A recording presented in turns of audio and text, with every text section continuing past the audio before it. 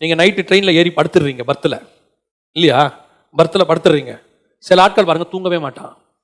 என்ன ஸ்டேஷன்? ஒவ்வொரு ஸ்டேஷனும் கேட்டுக்கிட்டே இருப்பான். பார்த்துருக்கீங்களா? இது என்ன ஸ்டேஷன் அப்படிம்பா. அடுத்து கொஞ்சம் நேரம் போய் ஒரு மணி நேரம் திருப்பி, என்ன சார் தூங்கலையா? இல்லை சார், ஸ்டேஷனை விட்டா கஷ்டம். ஆனால் அவன் கூட வந்த இன்னொரு ஆள் பார்த்தீங்கன்னா எதிரில் படுத்து நல்லா தூங்கிட்டே இருப்பான். இவனுக்கு அவனை பார்த்தா பொறாமையாக இருக்கும். எப்படி தூங்குறான் பாரு, இவெல்லாம் ஸ்டேஷனை விட்டா என்ன ஆகும்? கொஞ்சமாவது அவனுக்கு பொறுப்பு இருக்கா? அவனுக்கு கொஞ்சமாவது கவலை இருக்கா? பொறுப்பு இல்லாமல் தூங்குறான் மாறேன் அப்படின்னு அவன் இருக்காமல படுத்திருந்தவன் கரெக்டாக ஸ்டேஷனுக்கு 5 நிமிஷத்துக்கு முன்னாடி அப்படி எழுந்திருப்பான்.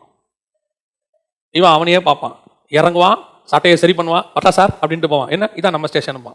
தூங்கி இருந்தவனுக்கு நல்லா தெரியும் என் ஸ்டேஷன் எப்போ வரும். ஏன்னா அவன் ரெகுலர் டிராவலர்.